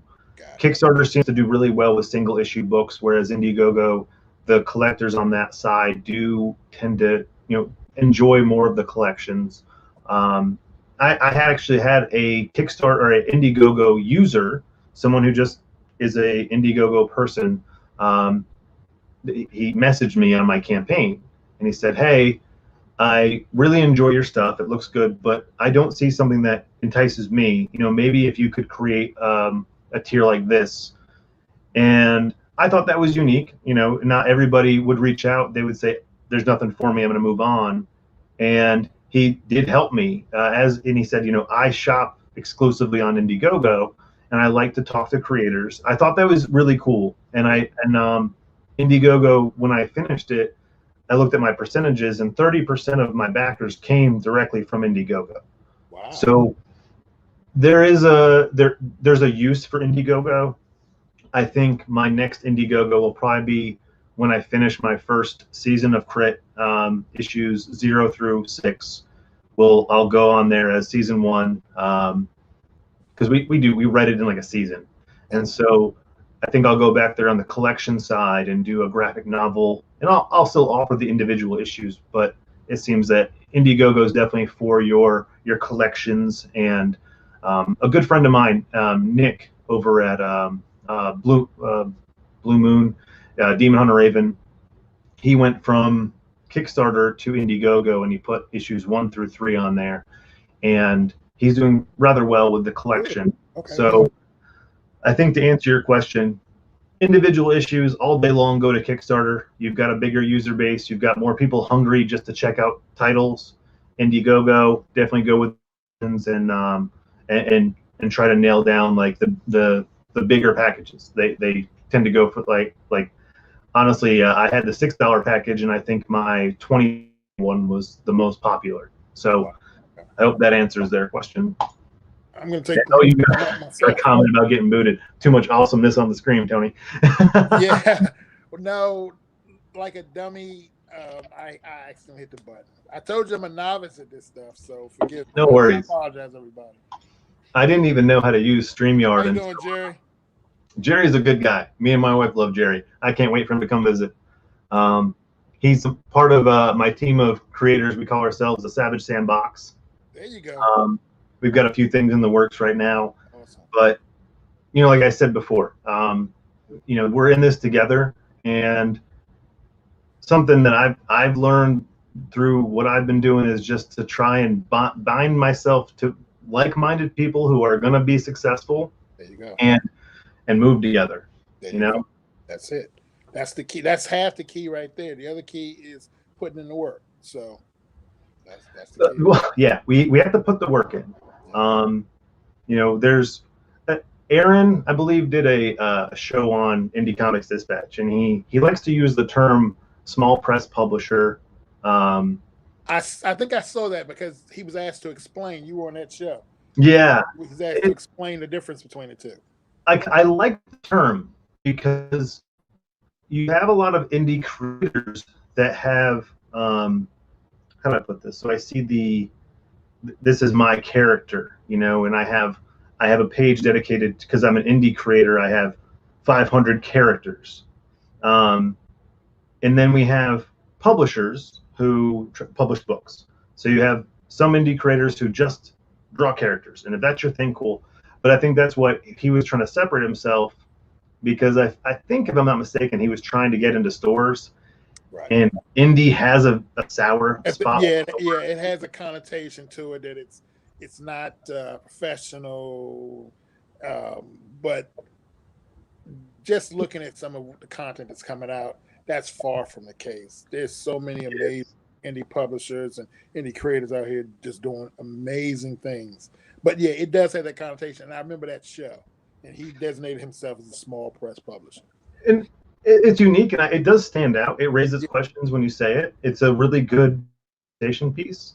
But what I do agree with, that, the connotation of what we're talking about, they want to see consistency. You don't necessarily have to have the best art, the best anything. It's just, if they're going to get their readers to pick up issue 1, there has to be a reason. There has to be issue 2. Draw them in. Right, like they just want to make sure you hit that issue 2 and then issue 3. So that's why I've been trying to present like my 1-year plan. Here's where we're at Q1, Q2, Q3, Q4, because they have to have a sales plan. A lot of these stores are coming out of COVID right now, wondering what they're going to do, and then seeing Marvel and DC. Diamond. Yeah. Like they both jump ship off Diamond. DC says they're going down to 12 titles. That's leaving 40 vacant spots on their shelf. Yep. So there's room for us. We just have to do it the right way. Definitely. And I say this because it happened, but Image was amazing. When they first came out, everyone was excited, but then they couldn't hit deadlines, and the Rockstar syndrome kind of hit them in a few areas. Too true. But Too true. We're not rock stars. Don't pretend we are. Just get in there, be proud, be like you. I'm super impressed with the humbleness and just the thankfulness, and I think that can go a long way. And I think that's something about the Advent brand that I do enjoy, is you're a dude making comics, and you're thankful for it, and I can see it on your face, and it means the world to me as a reader. And I hope I have a quarter of the success that you've had. Thank you. I really appreciate it. Thank you very much. And I can't say it enough. When you reached out and asked me about using Boulder, there was no question. Yes, please. That's awesome. Thank you so much. We're going to break a couple pieces of news here. We are doing something together. Like I said, not only am I a creator, I'm a huge fan. So when I see cool characters and cool people in general in the industry, I generally reach out to them because, like I said, I'm a fan, and I want to do something with Boulder. And you're going to see it very, very soon. And it's starting to take shape and starting to look very amazing. So I cannot wait. Hopefully you are pleased with what you've seen so far. Yeah, when I talked to him, like I told you, the only thing Boulder likes is he wants to make sure he's always smiling. There you go. He is have you ever watched My Hero Academia? Or do you know? Of course, yeah. So Boulder, in essence, would be if Eddie Murphy became All Might. Okay. I didn't mean to laugh. Yeah, that smile, that big smile. Yep. He, Kittrell is a very, he's my best friend. Love him to death. He's a hard-headed individual, and something about him, he loves to smile and stay that positive, like that pillar. And so he gravitates towards that All Might style character. You have to be. Life is rough enough as it is. A smile just helps you navigate a little bit easier. Yeah. And that's something about my book. I try to convey we're in a serious universe. In my world there are some bad things going on, some things that it's going to take me a while to get to because I don't want to info dump. But my guys, they're faced with some stuff and they always come out laughing because we as a society, we went through a lot last year. Yeah. And I know myself, what kept me going was laughing and having a good time in the face of everything. And I think, watching everybody create their stuff, whether or not you might have a serious title, whatever you're creating, if I see you smile when you're talking about it, it was very infectious. You know, the last year watching people get crowdfunded. The success that I saw just in the community and everybody being happy that they were able to do create stuff. Yeah. I love seeing that. I love the emotion. Recently, I got to watch Jason from The Convictor open his book, and he carried that character with him for 37 years. Wow. And so last year, he set out to make the book. Actually, April, I think 14th of last year, he reached out to someone about cover work. And he went to Kickstarter, and he got the books in, I believe, Wednesday. And Thursday night, he did an Instagram live. Like an unboxing kind of thing? He did an unboxing. And I love Jason. Jason talks almost as much as me, if not more. And he opens the book, and it's just dead silent. Yeah. And hit him. Even me, I was on the team that worked on it, and I worked really hard to make sure that book was done properly. I all my mistakes, I tried to make sure he didn't make those. That's awesome. And there was a moment when he opened that I said, you know, this is why I'm part of this community, is because I want to see everybody that's carried their characters for 37 years have that feeling. Yes. You know, that's huge. I mean, you're, like you said, you've been doing this since 2009. You've got your holy grail of characters, and watching them come to life is like, I'm sure when you pull a new one out and the first time you see them printed on paper, it's just that same feeling all over again. Oh, it's amazing. I said I wasn't going to do this, but well, I'm not going to. Yeah, I'm going to do it. Can't get to it, but I got a package in when I came home from work from someone in the industry who I followed for years. They are, I won't say a hero, but I love their work, and they did something for me that you're going to see as a cover eventually. I'm not going to break who it is yet, but my wife looked at me like, "Are you okay? You going to cry?" I'm like, "I don't cry," but it was touching to think I followed that person for so many years, and they did something for one of my books. So I am extremely grateful. You know who you are, and in a couple months, I'll shout out to the world who you are. But yeah, those type of feelings are huge, and they never go away. I don't care how long you've been in the industry, they never go away. And don't lose sight of that particular feeling, because that is the reason we do what we do. So, have you ever had a moment in the 13 years you've been doing this that you almost gave up? Oh, several. The last big time where it was really something I almost gave up. Both my parents died in 2015 within 6 months of each other. And I was going to just give it all away. I had walked away for like a year. Well, no, I didn't put out anything new for maybe like 6 months because I had contemplated walking away. It literally was the creators around me and the fans who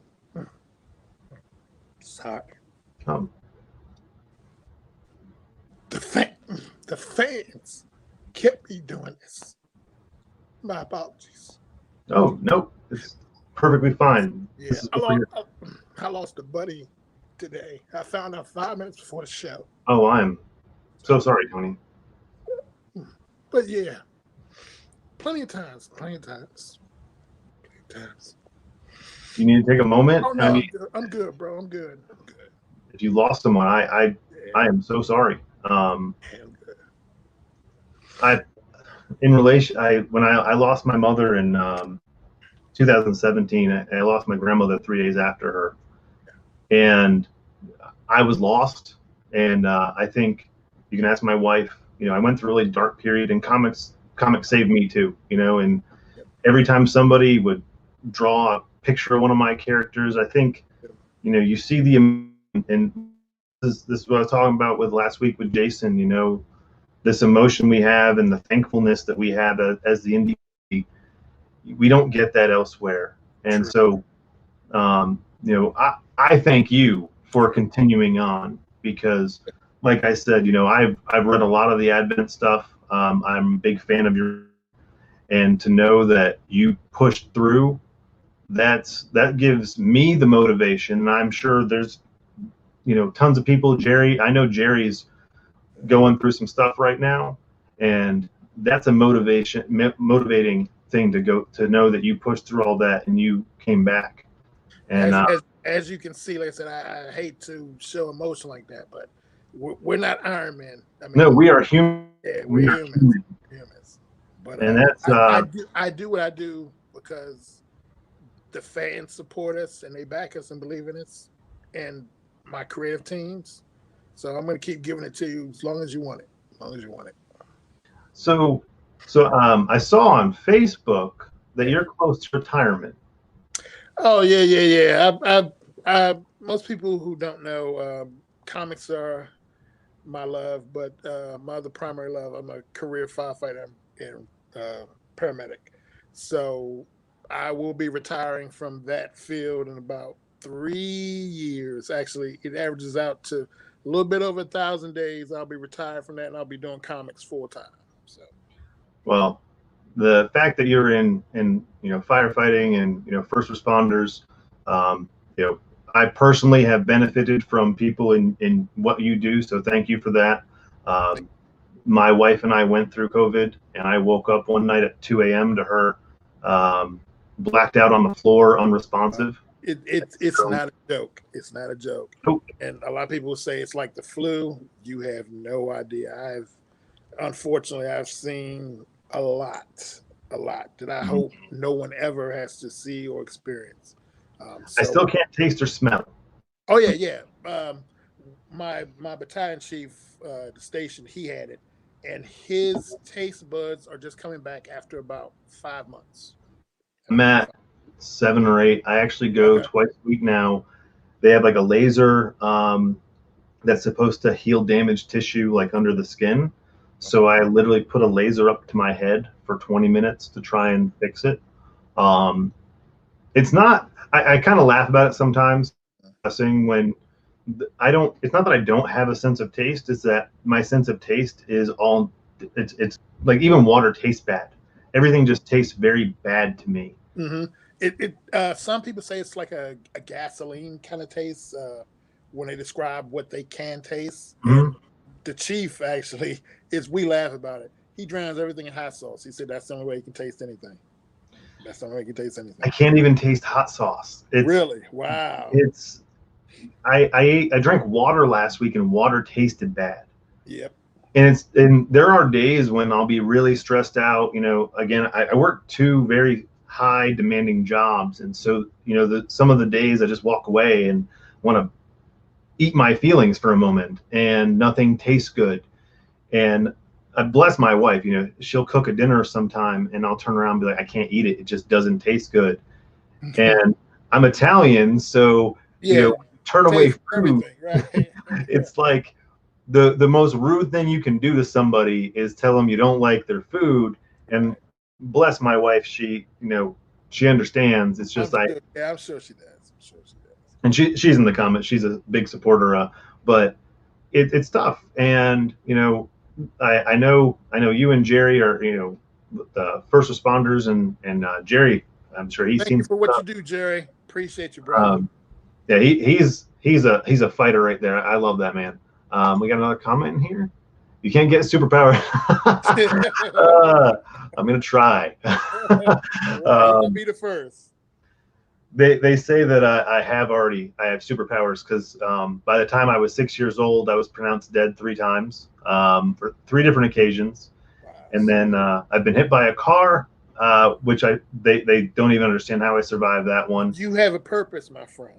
You have a purpose. I keep saying. Your purpose is to bring Boulder and your other characters to life, bring some joy to people's lives. So keep that in mind. I kind of think the same. Like, I think I'm here for a reason. Sometimes I think it's, like I look at the story of my wife and I. We were best friends for like 11 years before we even dated. And there was so many times in 11 years that just shouldn't have happened. Like, I got on the highway one day. I lived 2 hours away, and I got on the highway, and I look in, she's right in front of me, just randomly right in front of me. I hadn't seen her in months, and it happened to be the same day that she buried her father. Oh And wow. so I was able to see her that day, and that's a day I carry with myself because I wish I had been there earlier, but at least God put me in that spot at that very moment. There you go. There you And go. honestly, I can tell you the truth. If we hadn't gotten back into each other's lives when I was in the hospital, I mean, the day they told me I had 3 days to live, I told them I was going to go to the gym and work out. Like, There she you yelled go. at me and was There you like, "Nope, you're gonna go to the hospital and you're gonna live." And she sat with me for 5 days while I was in that hospital. And I probably would have done something stupid and just went home. And Yep. so I think I'm here for a reason, and There I you go. hope it's to keep creating, because There you go. We're this glad to have you, brother. Glad to one have of the most fun things I've ever done is draw my friends playing D&D. you. That's cool. you know yeah, Jerry calls us the Winchesters. Winchesters. Mhm. Yeah, we're an interesting group. If you ever make it down to North Carolina, let me know. Oh, I will. I will. My brother lives in South Carolina, and once COVID kind of clears up, I haven't done a lot of traveling due to extra time spent working here, and with the family situation, COVID's hit our family, so we kind of watch my 7-year-old granddaughter.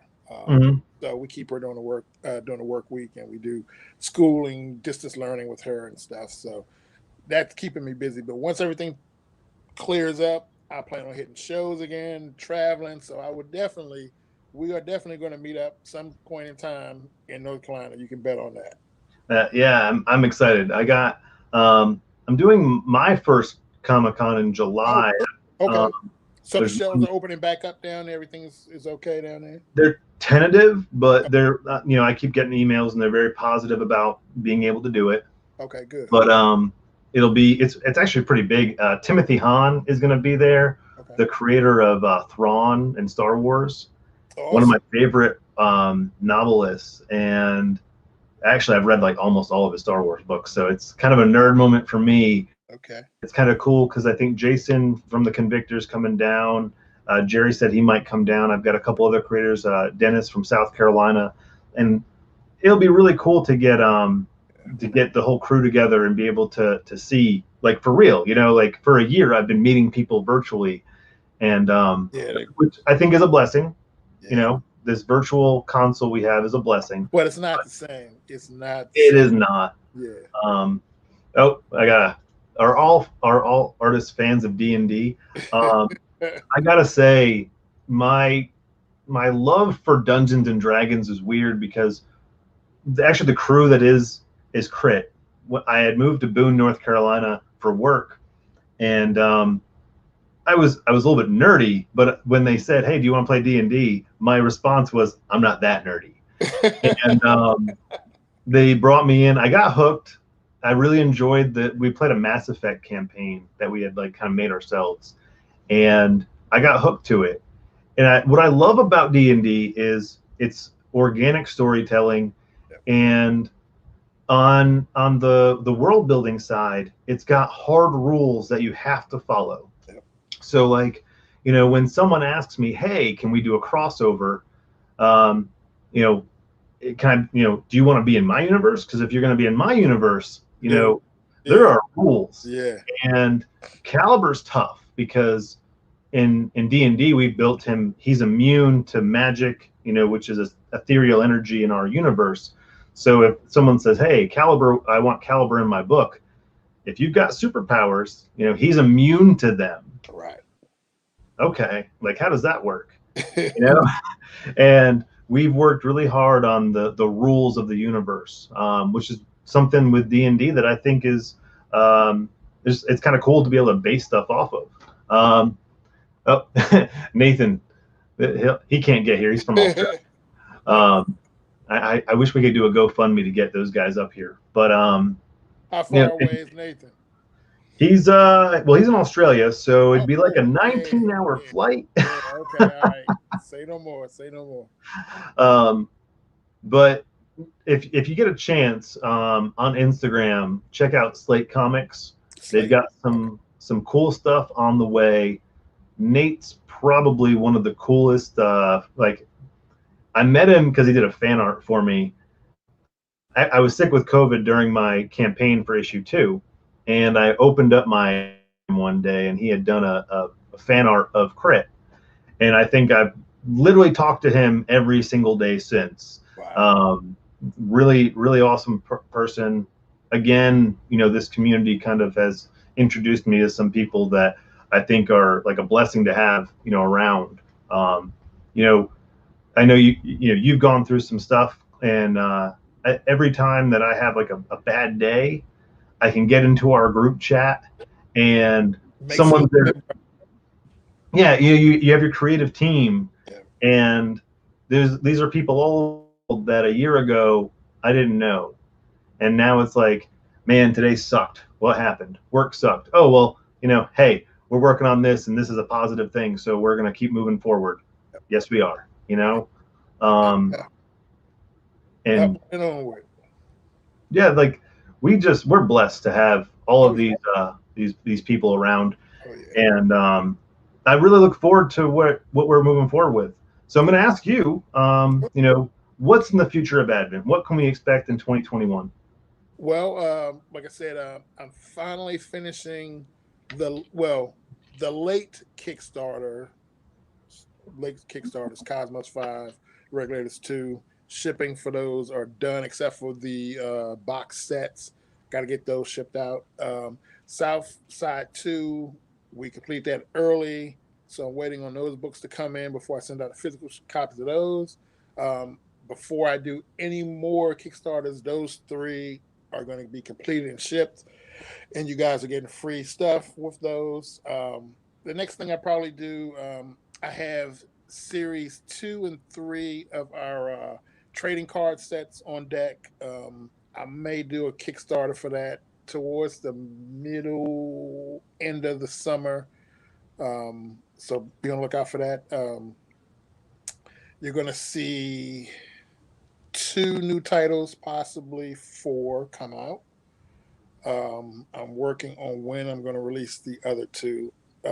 Whether I hold 2 of them back for shows again or not, or if I just release them early. You're going to see upcoming issues of a couple books that you haven't seen in a while. Alliance of Evil 2, we're going to finish that out. Dodie's working hard on that now.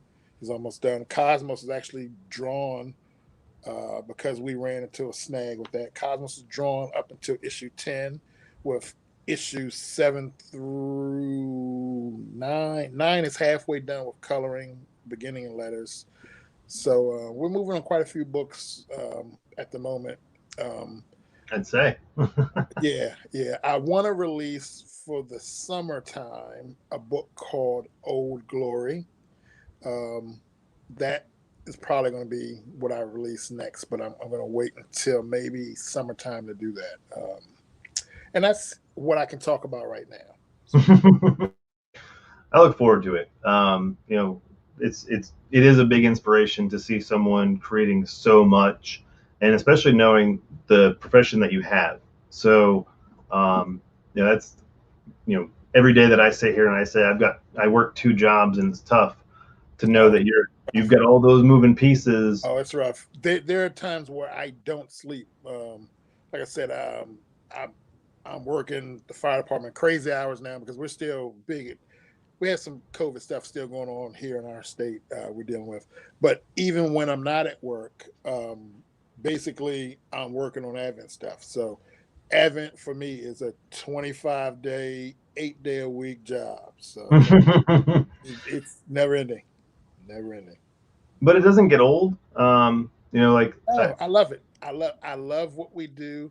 Like I said, I have a particular story that I want to tell, and actually, I have stories that are basically waiting in the wings to tell. So no, I love it. I love it.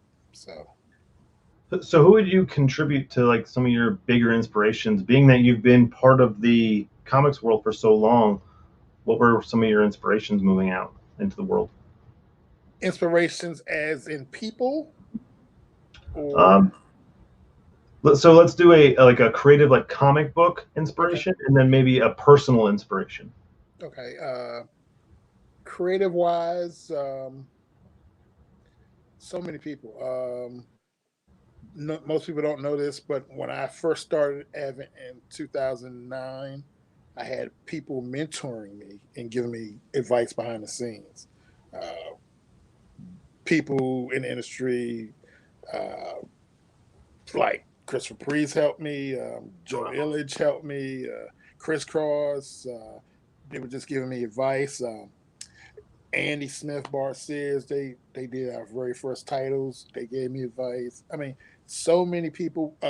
Rich Buckler was a huge inspiration. I would just talk to him and email him and call him and just talk. We talked comics and different things we were going to do before he passed. That it was just, man, I was so blessed to have someone whose work I followed for so many years to be able to talk to him about comics and not only just talk to him about plans of things we were going to do. So that was huge. Personal inspirations. Um, I, I, I don't know. I've never been asked that question. It's a good question.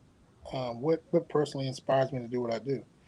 People, the fans. I mean, I get up every day with the intent of making our fans happy. People who supported us, just to keep them going. I mean, I've gotten people who've written me, emailed me, and just said, "Hey, thanks for doing Advent," or "This particular character resonates with me." That Titan is like my home life, and just so many different things. And I was like, "Wow, something that we've done touched people in that way." So that's kind of cool. So that's a motivation for me. I think that's great. That's something that people strive for, is to get um, that affirmation from a reader. I think Yeah, it's one thing to get a close friend, a family member, or even someone in your creative team that gives you the feedback. That moment when a random person that you don't know, and I speak about this a lot. If you've seen Noah's like awesome reviews on Instagram, there's a little kid named Noah, and he read issues 1 and 2. He did like a YouTube review of the two books. He's actually relatively popular now. He's going to be Boom is doing a Power Rangers cover for him. awesome, Um, awesome. so he's definitely well deserved. The kid is amazing. And he did this review of Crit, and in it he's acting out like he's one of the characters, Spectre, and his purple flames, and it just every time that I have like a rough day, Yeah, I know he's expecting the next issue, yeah. and even if he's the only one that gets the issue, That's all that matters. Yeah, it all that it matters. he I've talked to his dad a few times. The kid is a big fan, and it just reminds me of when I became a big fan of Boba Fett, and I used to tape things to my arm like they were rocket launchers and run around my house. I got beat for it a couple times because I'm pretty sure I broke some of my mom's stuff. But when he was that excited, that resonated with me and my whole team. Um, my wife called me because I think she was at her grandma's visiting right around Christmas time when this video had hit, and she called, and I was teared up. She goes, "What's up?" I'm like, "I'm tears of joy right now." Like this is something where I don't think I could ever have this feeling again, and that keeps me going every day. When I feel like I've hit a brick wall on my artwork, or you know, and we all have our personal lives bleed into this. And when I'm having a bad day personally, I'm just like, well, at least when I draw, I know somebody's out there that wants it. I have a fan. Your story made me remember him. His name is Demario. I met Demario, I guess, when he was maybe, I guess he was maybe 10, 9 or 10. At I met him the first time at Baltimore Comic Con, and then we met him. I met him again. I think it was later that year or the next year. He was at Awesome Con. He said he wanted to do what I did, and he had these drawings and things that he would do. Um, Young guy, passion, love comics. He eventually, by the time he was 16, had his own comic book, successfully selling comic book. He started writing children's books. Oh, wow. Now Demario is like 18. Demario, forgive me if you're watching. I think you're 18 and 19 now, but he's like a mini mogul. And he would say, "Thank you for the encouragement and watching what you did. I want to do that." And that was so cool. And I'm so proud of you, Demario. Good work, and keep up the good work. Also, Andre Brown, Spectacular Inc., another young man who's promising. He's doing his own thing now. He just released his first book. I believe it's Motion Man #1, and he just hit comic book stores. He would, uh, I would talk to him and mentor him, and he's doing his thing now too. So, thank you guys. You guys are supporting my dreams by your efforts. So, keep doing the good work and putting up the hard work. I'm proud of you guys. That's able to be, part of someone's creative journey like that. Um, that's gotta resonate a bit too, and Oh, on those tough days. That's awesome. Uh, so everybody in the comments, if you've got any questions, I know we've got a few new people in there. Toss them up. I've got a few more minutes on the clock for me tonight. I got a couple more too, and I'm at 5%. So we probably got 10 minutes. That's fine. Um, so if you guys have any more questions for Tony or myself, throw them in the comments. This has been a great chat, Tony. I appreciate your time tonight. And I Thank you apologize for again to you and your fans for the there brief is mental block. nothing to apologize. Don't even. Are all human, and honestly, to be able to open up like that with us, that just shows a lot. Thank you for trusting me with that, and you have my condolences. I think anybody that's lost a parent, that to get through that, to into that, to know that you have the fan base to support you, to bring you out of those dark places, that's another admirable thing. Advent Comics going on, 13 years. Yeah. That's and you're gonna retire and do that full time. Yep. That So we're coming. I tell you, when I have more time, things are going to open up. You think I'm doing it now? Just wait a little bit longer. 1,079 days. I'm coming full time. well, before your phone hits 1%, I'm gonna let everybody. I guess we got one more comment coming in here. Nice to meet you. We got Jerry in there. Nice to Jerry. meet you. No, Mr. Kittrell. That was my dad. I'm telling you, nice to meet you, Jerry. We got another one. Awesome. Thank you, everybody. Fabio, thank Has you for staying up. Much love to you and all the amazing artists down in Brazil. Alan, seriously. Ricardo, all the other amazing artists down there. Pow. You Mhm. guys are wonderful. Thank you. I've met some great artists all over the world. I constantly feel blessed that I have an artist that's in Singapore that works on my stuff, Mo Luzbin, who he the man has a crushed spine, and he's still working hard as an artist. I talked to him on he's a huge inspiration for me and a great friend, someone who I've met. He did a fan art for me, and now I have him doing my covers. That's And cool. Cristiano is, he's a father of two, and he makes time to color all my books for me. Just an That's cool. amazing person. So, I So many people behind the scenes have so many amazing stories. So many amazing seriously, stories. yeah, and that's another thing that I do enjoy hearing is just everybody's story, because I think that's where you pull your creative energy Yep. from. And so, again, Tony, thank you for joining us, and thank you for everything. Thank you for having me. I appreciate you, the team at Indie Comics Dispatch, the fans who tuned in on their Sunday evening when they could have been doing something else just to listen to me ramble, listen to us talk and gibber. Thank you all so much. It really means a lot. Thank you. Same from me and the Indie Comics Dispatch team. Appreciate everybody tuning in and spending 2 hours listening to Wow, our. we did 2 hours. That's cool. Yep. That's And cool. I hope I feel like we gave some good content to everybody, and hopefully, we learned something. And, if we can learn anything from a man that's been doing it for 13 years, And take and I'm away. an open book, people. You can reach me on Facebook, Twitter, Instagram, myself under the Advent Comics logo. If there's anything I can help with, just contact me. Like I said, I love the community, and I want to give back like the community's given to me. So if I can help in any way, just reach out. Awesome. Well, check out Advent Comics on all the social medias, and look forward to more of your Yeah. books coming out soon. And you can check out our website, adventcomics.com.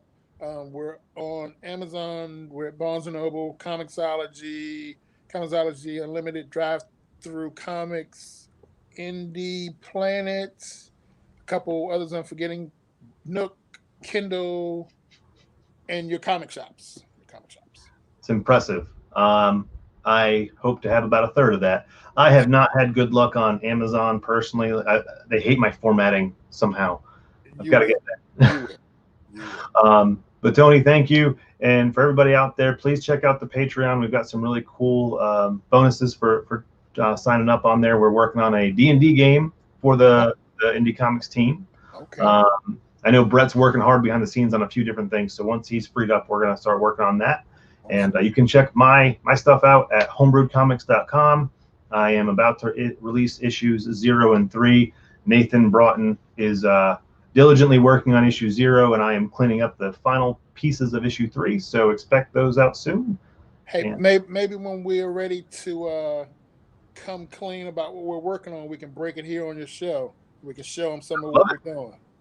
I do these usually once a month. I can do another one. We can do an impromptu when we get closer. I would love to do that. Sounds good. You heard it here first. Keep watching the show. Well, Tony, I'm going to call it, and we're going to end the broadcast. Everybody in the chat. So thank you guys, and I will see you next month.